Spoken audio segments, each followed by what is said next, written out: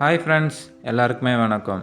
Part 1 வீடியோவில் அந்த வேலைக்காரன் எப்படி அந்த ஓனர் அம்மாவை கரெக்ட் பண்ணி அவங்க ரூட்டுக்கு கொண்டு வந்தான் அப்படின்றத பார்த்தோம். இப்போது அதுக்கப்புறம் அவங்க புருஷனுக்கு விஷயம் தெரிஞ்சு அவங்க தங்கச்சியை வீட்டுக்கு கூப்பிட்டு வரதா சொல்லியிருந்தோம். இதுக்கப்புறம் இந்த கதையில் என்ன நடக்க போகுதுன்னு பார்க்கலாம் வாங்க. அந்த ராத்திரி நிலாவுக்கும் ராகுலுக்கும் ஒரு மறக்க முடியாத தொடக்கமாக இருந்தது. லெட்டரில் படித்த அந்த விஷயங்களை அப்படியே நிஜமாக செஞ்சு அவங்க 2 பேரும் ஒரு புது உலகத்தில் இருந்தாங்க. ரத்தனவேலு அவன் பொண்டாட்டிக்கிட்ட நான் வர 2 வாரம் ஆகும் அப்படின்னு சொல்லிட்டு போயிருக்காரு. அந்த 2 வாரமும் அவங்களுக்கு ஒரு சொர்க்கம் மாதிரி இருந்துச்சு. ரத்தனவேலு வரத்துக்கு முன்னாடி கிடைச்ச அந்த குறுகிய காலத்தை அவங்க 2 பேரும் ரொம்ப சந்தோஷமாக வாழ்ந்தாங்க.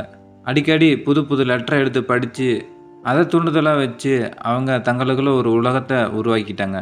எல்லாமே நல்லபடியாக போயிட்டு இருந்தபோது ரத்னவேலு பிஸ்னஸ் ட்ரிப் முடிஞ்சு வீட்டுக்கு வந்துட்டார். வழக்கமாக அவர் வந்தாலே வீடு ரொம்ப கலகலப்பாக இருக்கும். ஆனால் இந்த தடவை நிலாவோட மனசு வேற எங்கேயோ இருந்தது. ரத்னவேலு வீட்டில் இருக்கும்போதே ராகுல் மேலே நிலா வச்சுருந்த பார்வை ரொம்ப வித்தியாசமாக இருந்தது. ஒரு நாள் காலையில் ரத்னவேலு நியூஸ் பேப்பர் படிச்சுக்கிட்டு இருந்தார். ராகுல் ஹாலில் காப்பி எடுத்துக்கிட்டு வந்தான்.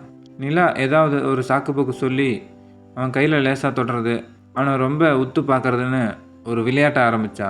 அந்த சின்ன சின்ன செயல்களால் ஏதோ ஒரு ரகசியம் ஒளிஞ்சிருக்குது அப்படின்னு ரத்தனவேலுக்கு மெல்ல புரிய வருது. முதல்ல என்னமோ ஏதோன்னு தான் விட்டுட்டாரு. ஆனால் நிலாவோட அந்த பார்வையில் ஒரு வித்தியாசமான துடிப்பும் ராகுலோட முகத்தில் இருந்த அந்த அசட்டத்தனமான கூச்சமும் ரத்தனவேலுக்கு சந்தேகத்தை கிளப்ப ஆரம்பிச்சிச்சு. என்ன நடக்குது இங்கே அப்படின்னு ரத்தனவேலு மனசுக்குள்ளே ஒரு நெருப்பு மாதிரி சந்தேகம் வளர ஆரம்பிச்சிது. நிலா ரத்தனவேலு முன்னாடி ராகுலை தப்பாக புரிஞ்சிக்க ரொம்ப நெருக்கமாக நடந்துக்கிறாளா, இல்லை ராகுல் தான் ஏதாவது பண்ணுறானா மறைமுகமாக கவனிக்க ஆரம்பித்தார். ரத்னவேலுக்கு ஏதோ தப்பாக நடக்குதுன்னு நல்லாவே புரிஞ்சு போச்சு. ஆனால் அதை எப்படி உறுதிப்படுத்துறதுன்னு தெரியல.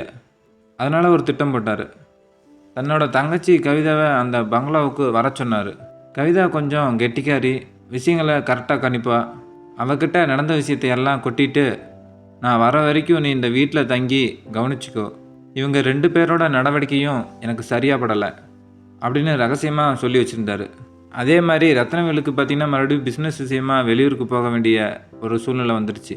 ரத்னவேலு கிளம்பும்போது நிலாக்கிட்டையும் ராகுல்கிட்டையும் நான் வர வரைக்கும் கவிதா இங்கேயே தான் இருப்பான்னு சொல்லிட்டு போனார். கவிதா அந்த வீட்டுக்கு வந்த உடனே நிலாவும் ராகுலும் கொஞ்சம் பயத்தில் தான் இருந்தாங்க. ஆனால் அவங்க சாதாரணமாக வீட்டில் இருக்கிற மாதிரி காட்டிக்கிட்டாங்க. ஆனால் இவங்களுக்கு தெரியாது கவிதா சாதாரண ஆள் இல்லைன்னு. நிலாவும் ராகுலும் ஒருத்தர் பார்க்குற பார்வை, அந்த வீட்டுக்குள்ளே இருக்கிற அந்த விசித்திரமான மௌனம், இதையெல்லாம் கவிதா ரொம்ப கூர்மையாக கவனிக்க ஆரம்பித்தா. முதல்ல ஒரு வாரம் கவிதா எந்த ரியாக்ஷனும் காட்டல. ஆனால் அவளோட கண் எப்போவுமே இவங்க 2 பேர் மேலே தான் இருந்தது. ராகுல் காஃபி கொண்டு வரும்போது நிலா அவங்ககிட்ட பேசுகிற அந்த மென்மையான குரல், நிலாவுக்கு ராகுல் தெரியாமல் கண்ணில் சிக்னல் கொடுக்கறது, ராகுல் அவளை பார்க்கும்போது முகத்தில் வர அந்த தயக்கம் ஒவ்வொன்றையும் கவிதா நோட் பண்ணான். நிச்சயமாக இவங்க 2 பேருக்கும் இடையில் ஏதோ ஒரு நெருக்கம் இருக்குது.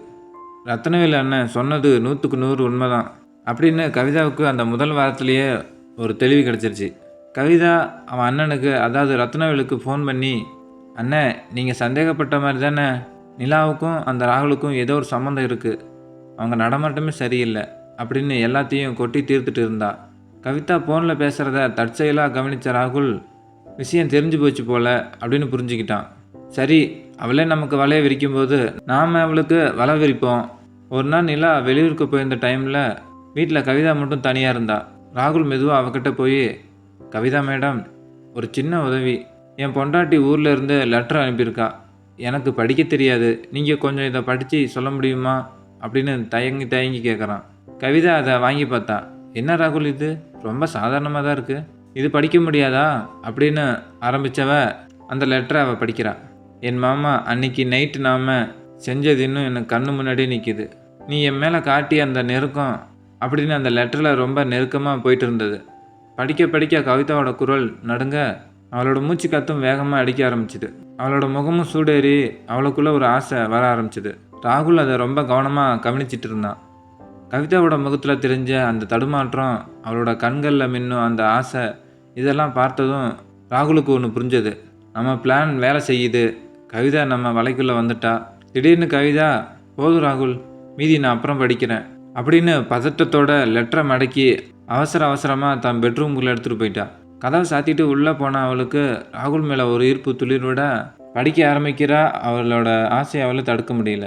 இதையெல்லாம் வெளியில் நின்றுட்டு பார்த்துட்டு இருக்க ராகுல், கவிதா இனிமேல் நம்மளை சீண்ட மாட்டா, அவள் ஒரு நாள் ராகுலை தேடி வருவா அப்படின்னு அவனுக்கு தெரிஞ்சிருச்சு.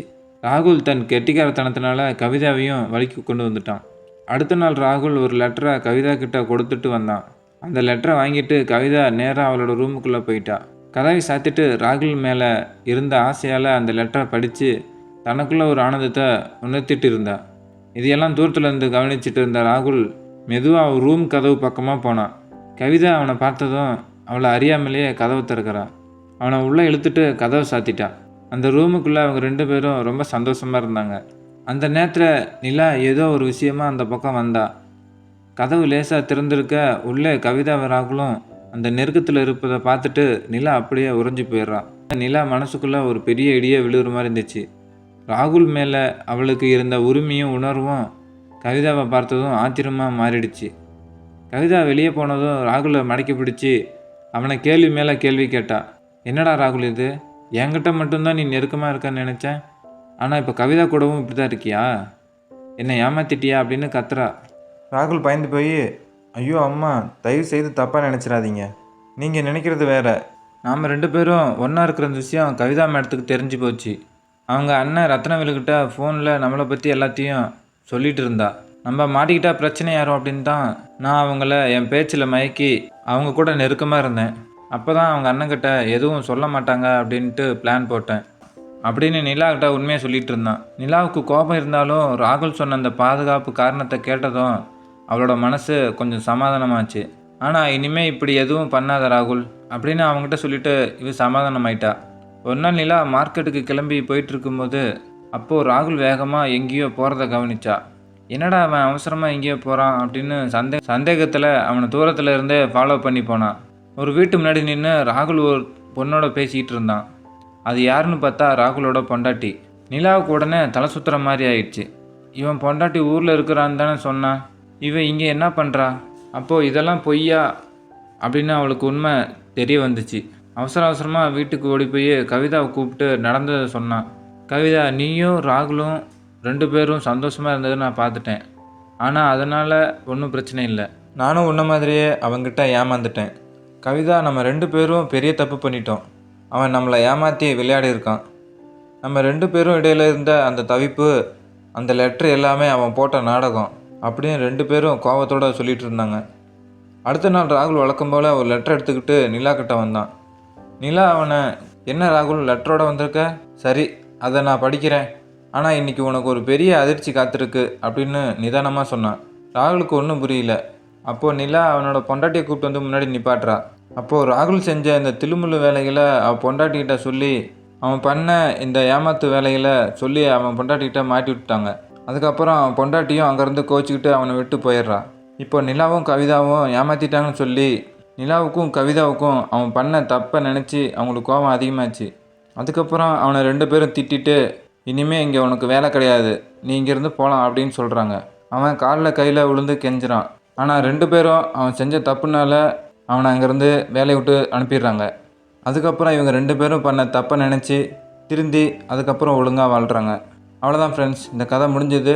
இந்த மாதிரி இன்ட்ரெஸ்டிங்கான ரொமான்டிக்கான கதைகளை கேட்க நம்ம சேனலை சப்ஸ்கிரைப் பண்ணிக்கோங்க. வீடியோக்கு ஒரு லைக் போட்டுக்கோங்க. மீண்டும் அடுத்த ஒரு நல்ல வீடியோவில் பார்க்கலாம்.